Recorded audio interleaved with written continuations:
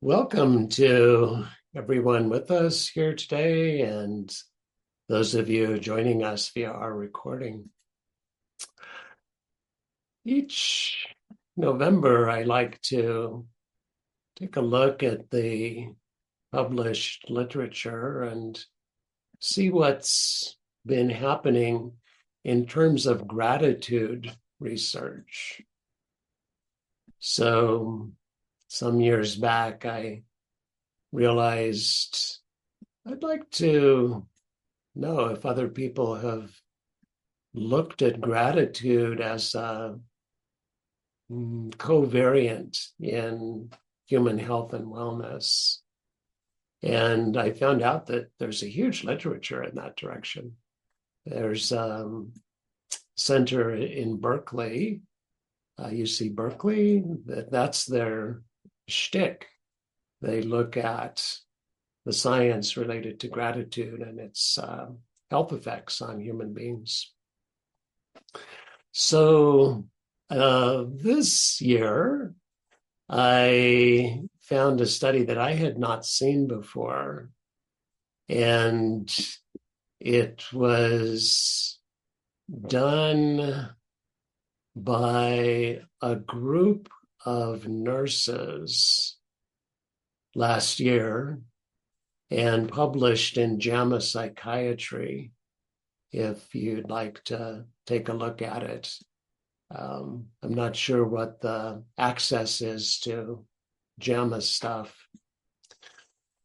But what they did was enrolled a huge number of people. It was nearly 50,000 people. And when a study's that big, if there's an effect size found, it tends to be pretty robust. If you're looking at 50 people and you see a trend in that data, well, it suggests there might be something going on in terms of the relationships between a independent variable. In this case, the amount of gratitude that person is living with, and dependent variables, which would relate to things like mood and physical health, reported satisfaction in living, and so forth. So for 50,000 women, this was an all-women study, to be recruited and followed, that's an indicator that there's perhaps something that could be gleaned from the investigation. So these were older women, which would make sense given what the study design was. The average age was 79 years old. So about 10 years ago, the participants completed a gratitude scale. It was a very simple, like 6-item scale that asked questions. Well, I guess it made statements like, I have so much to be grateful for. And if I wrote down everything I was grateful for, that would be a very long list. And then they would, believe it was a Likert scale, say, no, that's not me. I don't have stuff to be grateful for. Or on the other end of it, say, oh yeah, that's so me. I just have so much in life to be grateful for. So that was the start of the study. And then last year, the researchers went back and looked at all of those participants' medical records. So, unlike other studies that I've looked at, they weren't looking for, cardiovascular health or mood or relational satisfaction, these other covariants that have been looked at in literature. All they wanted to know was who's still alive. maybe with an average age of 79, that would be a salient question. Who's still here? 8 years later, I guess. So, most of the participants were still alive, upwards of 45,000 of them. But 4,600 had died. And the deaths of those women came from all causes. So there was like cardiovascular disease, respiratory illness, neurodegenerative disease, dementia processes, for example, cancer was on the list, various infections. Someone got pneumonia and it led to their death, and just physical injury. So falling down and hitting your head or being in an auto accident or something. The most common cause of death in that population was cardiovascular disease. And we know that that's a top killer of both women and men in the United States. So after crunching all of those numbers, comparing the reported gratitude scales with the medical records over a period of 8 years or so,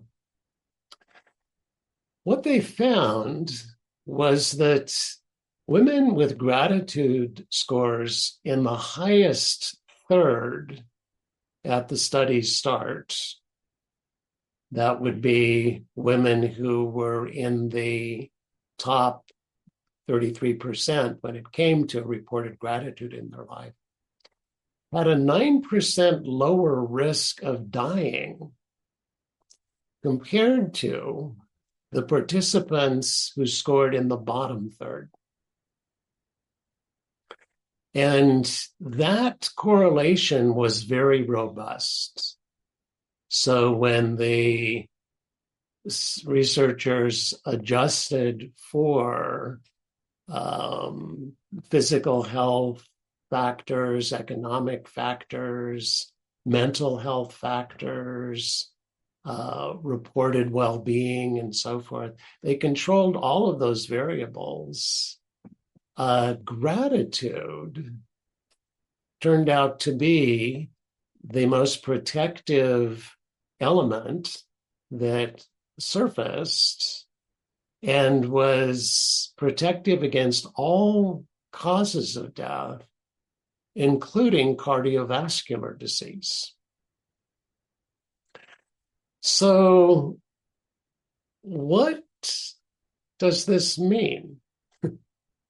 What's going on that women, again, the study authors were careful to say this is a women's study, and it's women's study with a cohort of an average age of 79. So we couldn't generalize from this study to talk about men or younger people or so forth. But in this particular cohort, it seems to suggest that gratitude itself travels with a number of other things. This was the first study that correlated gratitude with longevity. But we know that if we're walking around in a state of gratitude, we're in that list of people who say, I have so much to be grateful for. I can feel myself start to smile as I say those words, so much, that I'm going to be a happier person. I'm going to be less depressed. I'm going to be less anxious. Even if I have some disease process going on in my brain or body, I'm going to be more open, relaxed, accepting. I'll be dumping less cortisol and other stress neurotransmitters into my system and creating more allostatic load, the physical wear and tear on the brain and body. It correlates with disease processes, both physical and mental illness. So walking around in that state, I will be less inflamed, and lowering inflammation has a big effect size on physical and mental health. Walking through the world in that state, I'm probably going to walk through the world longer than if I'm walking through in an unhappy and stressed state. I think we can consider, particularly draw correlations here to cardiovascular health. If I'm out there having fun in the world, having a good time, I'm going to be moving more. And movement is protective across the age spans when it comes to physical and mental wellness. I'm going to be more connected with people. I'm going to be looking for opportunities to get together and have fun.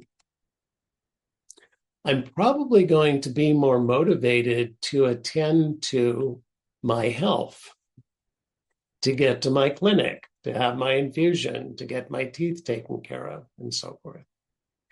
And those behaviors will confer longevity on anyone who's practicing them.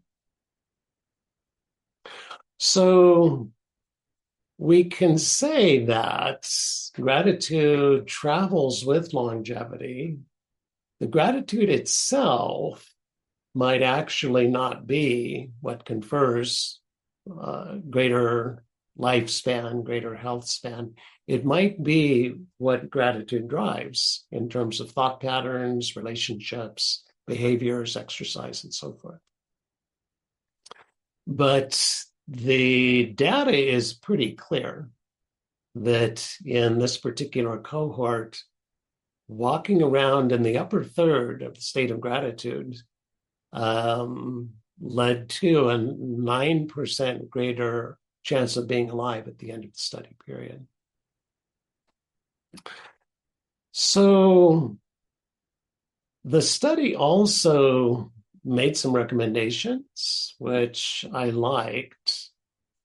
And like a lot of other studies that I've seen, it suggested a daily practice of cultivating this emotion of gratitude.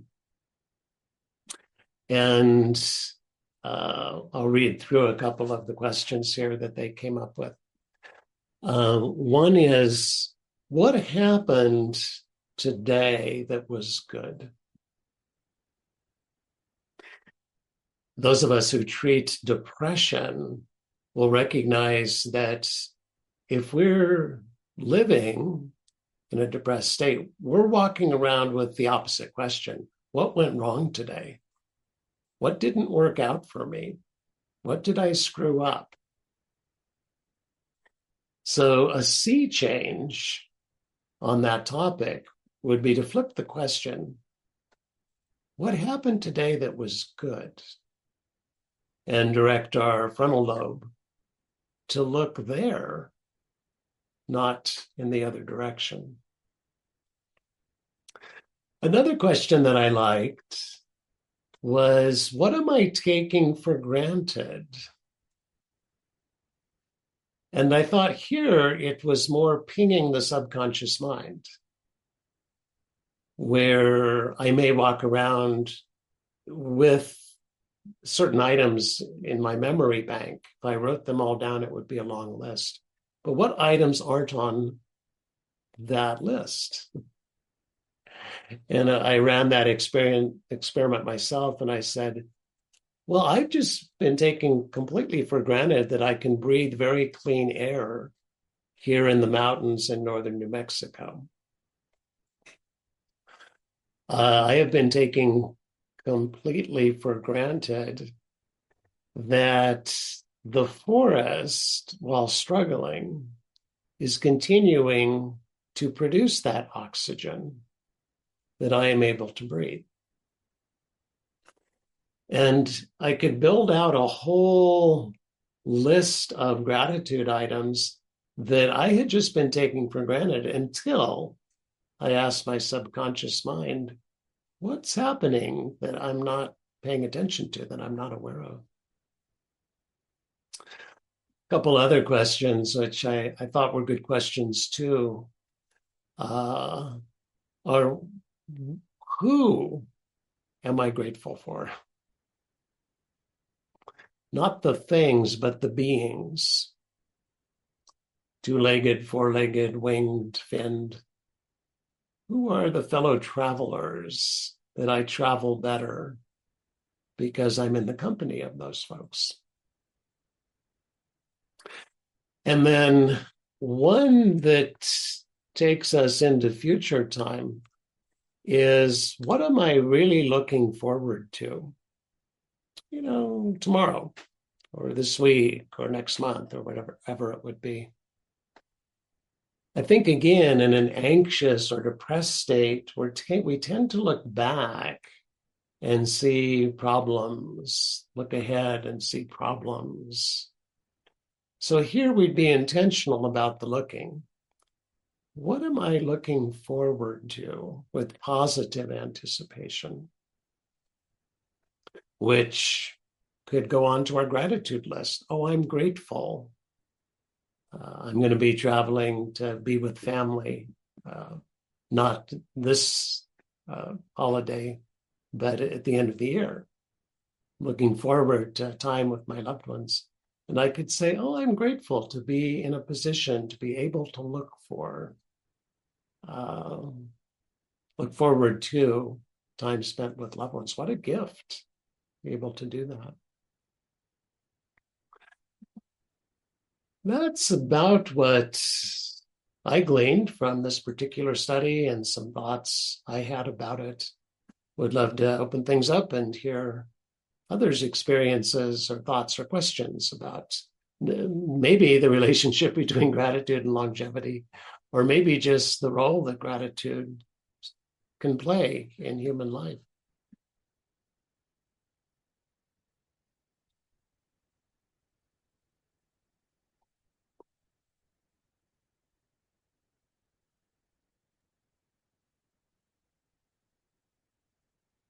Well, I have some thoughts because so many therapies really promote gratitude.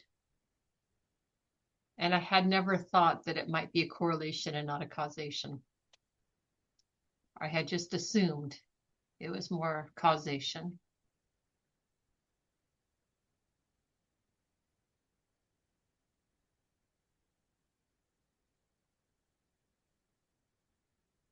And what are you seeing now? Well, I'm open to what you had just shared, that they are walking together, but some of the other behaviors, related associated behaviors, taking care of yourself or being active, might be more the source of the longevity or health. There was a study that I talked about last year that was the first that I'd seen that correlated gratitude and lipid levels. And at first blush, that was a bit of a non sequitur. What would gratitude have to do with cholesterol? That emotion, again, in a rather large study, was correlated with lower levels of bad cholesterol and higher levels of good cholesterol. So those study authors, too, hypothesized from the data and said, grateful people are moving more. Grateful people are paying more attention to what they eat. Grateful people are using less alcohol or comfort food. um, high caloric, low nutrition foods. And so the gratitude itself was part of that picture. The behavioral choices, we could draw a clearer, bright line between them and the cholesterol levels than we could with the emotion itself. I'm also imagining, however, that being happy raises the probability that we're going to be healthy. Behavioral considerations aside, I believe we're hardwired to be living on the parasympathetic side of our central nervous system, to be in rest and digest, to be in tend and befriend. That's what we're supposed to be doing. And if we're living in tend and befriend, we're going to be appreciating the people around us, appreciating the other beings around us, the opportunity to support forests and watersheds and so forth. So I don't know that I've seen this study. It's probably out there. But I think a positive emotion like gratitude in and of itself would confer both physical and mental health advantages.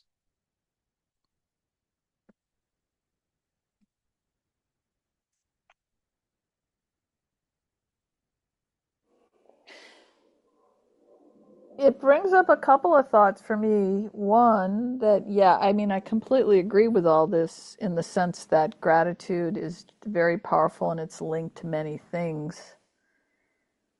And I can see how it would correlate with longevity, happiness, all of that. Because, and I say that because professionally, I still use the gratitude list as a method for people that are depressed. And it usually works. It's crazy to me. I mean, how well it works. And I often tell patients, I go, this is like something that's been around forever. And, Deepak Chopra and Oprah made lots of money off of it. And because, they had that 30-day gratitude thing with people and you could sign on with, there's all kinds of stuff out there. I said, but all you need to do, I do this with my teens too for their social media. I have them post something they're grateful for on Instagram for 10 days, for 30 days, or whatever media they're tapped into. And it still really works. And then I have them clock their depression, and people do. They're like, wow, that is like so helpful.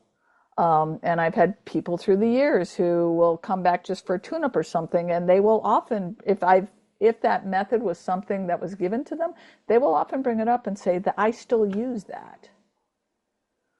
So it's so simple, yet it works, which is you have them make a list for 30 days. And I tell them they list 3 to 5 things every day for 30 days, what they're grateful for, either in the morning or the afternoon or the evening. And if they do it for 30 days, it really works.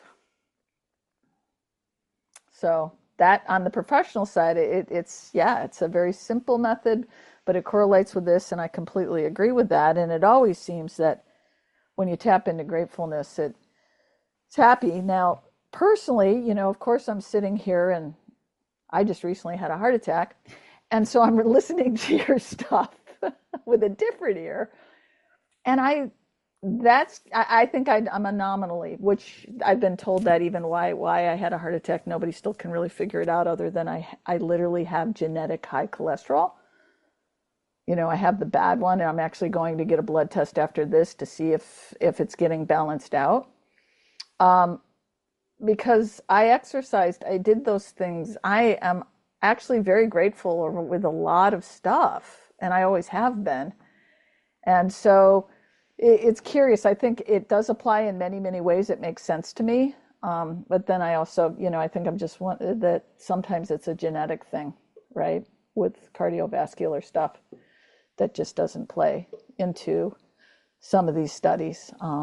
But I definitely would agree it helps. Having said that, this was something I've noticing, and I wasn't sure where to put this in a framework, but since we're talking about gratitude, at having had a heart attack, my gratefulness level is even higher.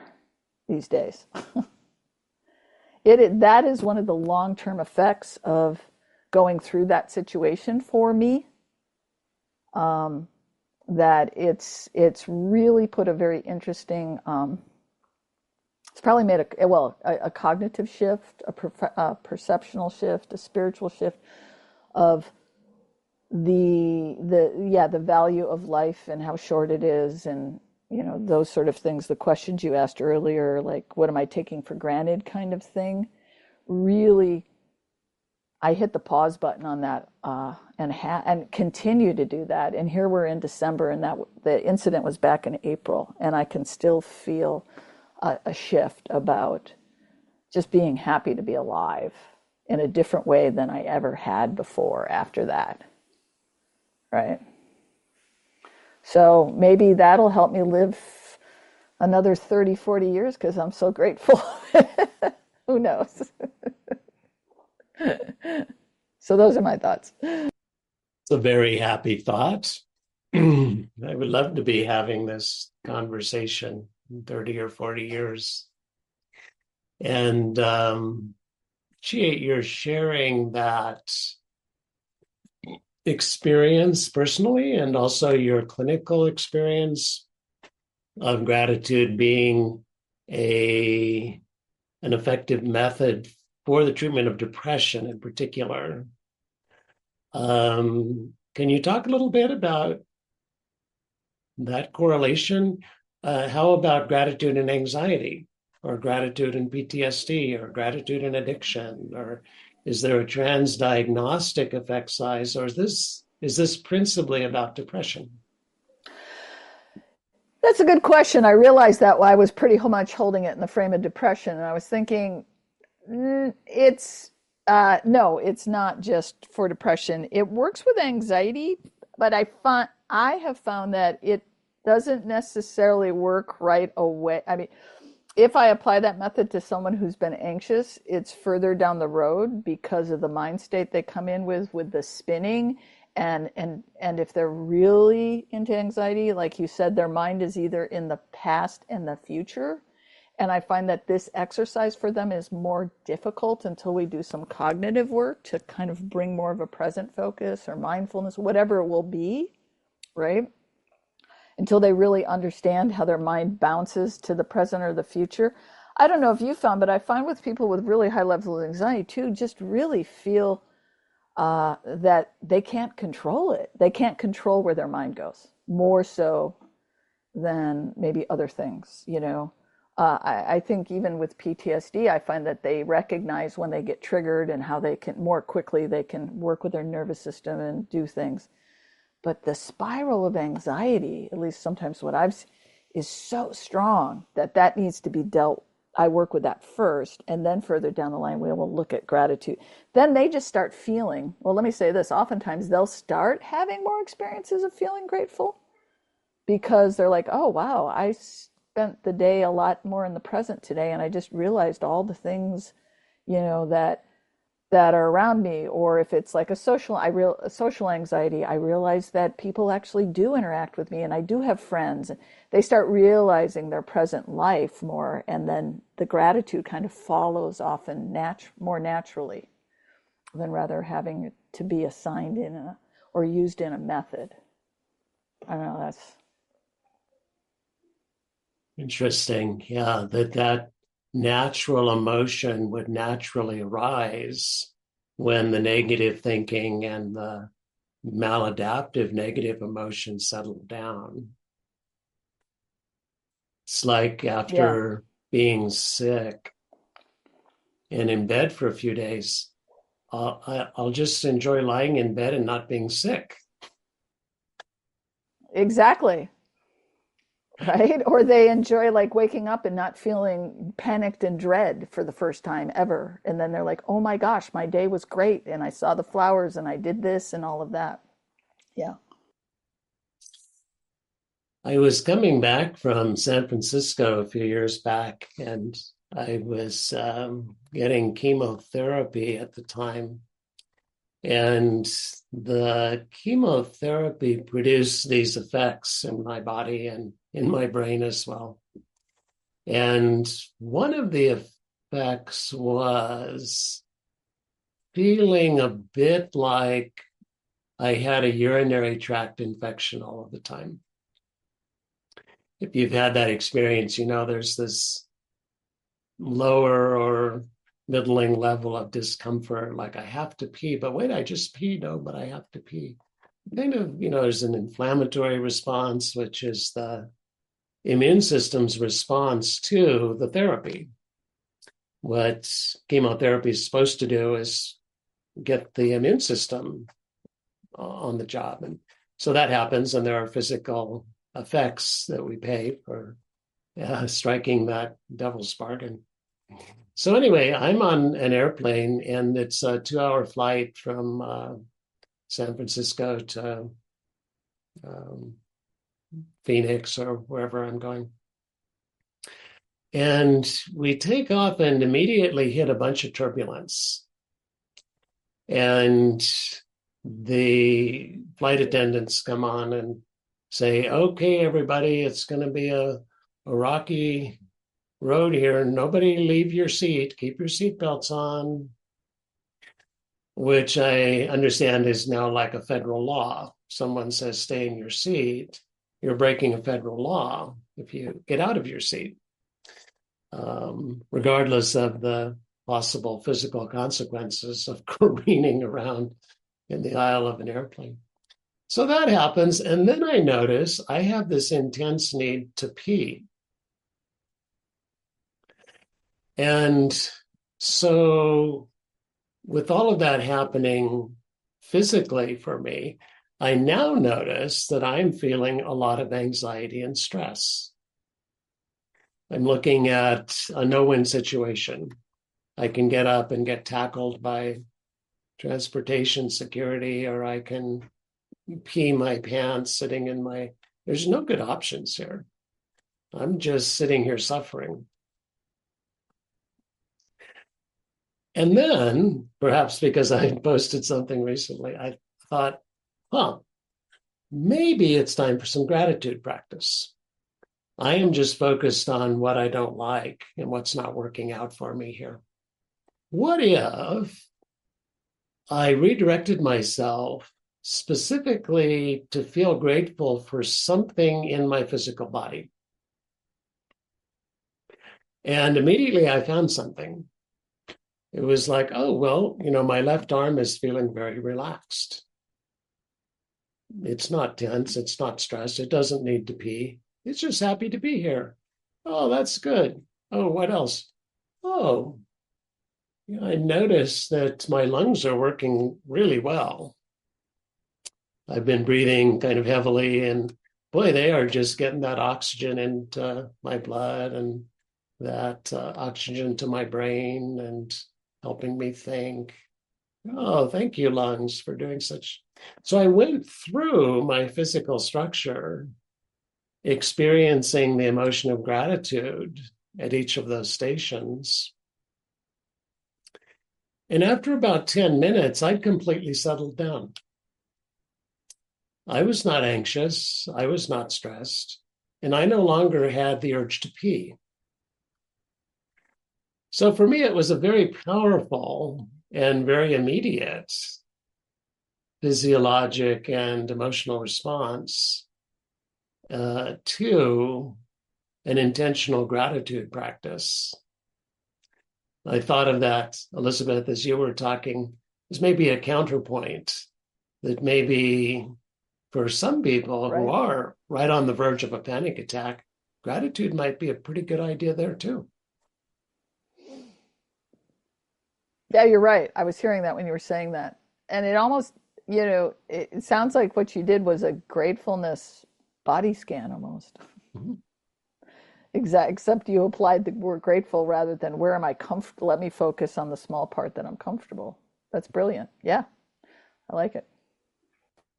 And because my distress was bodily based, that was the obvious choice for me, not to be grateful for the clouds outside the window. No, there's something much more immediate and vital happening in row 34, seat C.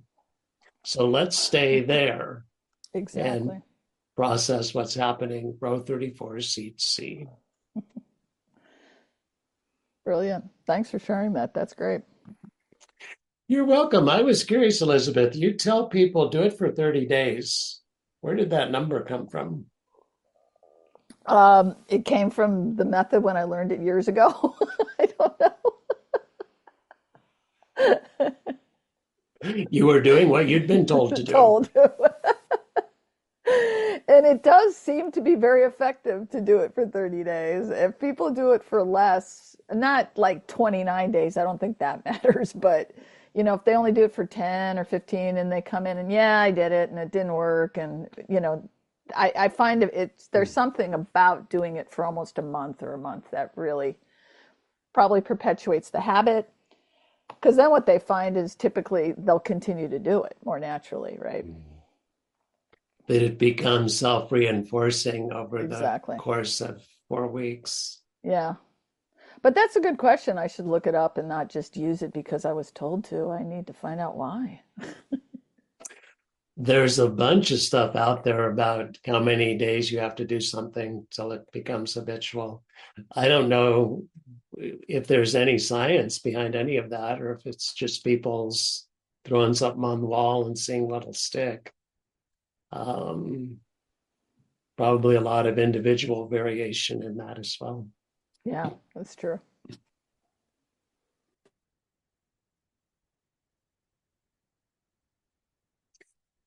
When you were talking, Elizabeth, I was remembering um, colleagues I know who have had heart surgeries who speak to the change of heart that they experience afterwards. There's also stuff in the published literature about personality change. I get someone else's heart and then I Oh, become wow. being more like that person than like the person I was when I had my heart, right? Pretty central organ, that in the brain. And you start making changes in one or the other, and it makes sense that there would be effects uh, outside the particular organ itself.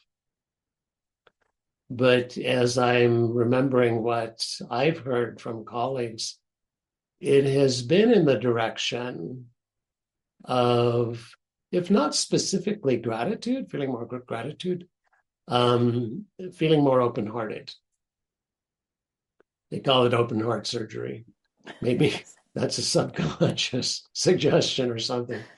But people, who are more uptight feel just more open. People who are more hunkered down around things feel more relaxed, generous. Um, so you have some fellow travelers in my book of folks who've had cardiac events and lived and then lived differently downstream. That's good. Yeah, I figured that. I've been meaning to, and actually ask you this on offline. If you happen to, I've been meaning to look up research about personality changes and such after a heart attack because it's been pretty significant. And I've been wanting to look at some stuff. I just haven't had the time. So, If you turn something up, I'd love to have you do a little didactic for us in the sure. direction of where that literature is these days. Yeah, I think I will. That's a motivator for me. I will because that's on my list of like, yeah, I want to see because it's profound. And being female, though, I find not many women have heart attack. It's more of a male thing, right? And we all think it's a male thing, even though women die from heart attacks more than men do, actually. Statistically, they don't. But that's the thought is because they're not apt to get immediate help, right? They like think they're feeling sick and they go to bed and they don't wake up. That happens more with women, has been charted statistically. But yeah, as far as conversations, I don't find many women who have had heart attacks. So that's the other thing I want to look up and so forth. We would be grateful to you for bird dogging that and bringing it back to us.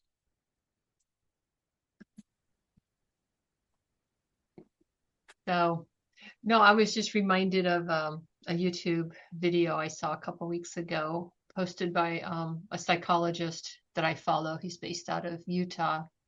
He goes by Dr. Paul. It's Dr. Paul Jenkins, and his channel is Live on Purpose. But he was talking about having gratitude, but he was saying not for those everyday things that we always talk about, but he said gratitude in your lowest time. So in your lowest low, go back into that moment and find what you're grateful for. And then he shared his own personal story. Amen. Row 34, seat C, right there. Find gratitude.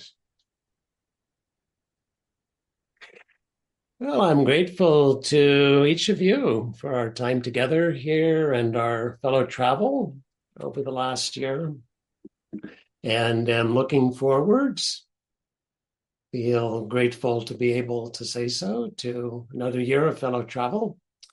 And hope that everyone has some heartfelt time with your people and your four-leggeds and all of the other fellow travelers in your life here later this week. And look forward to reconnecting with you in 7.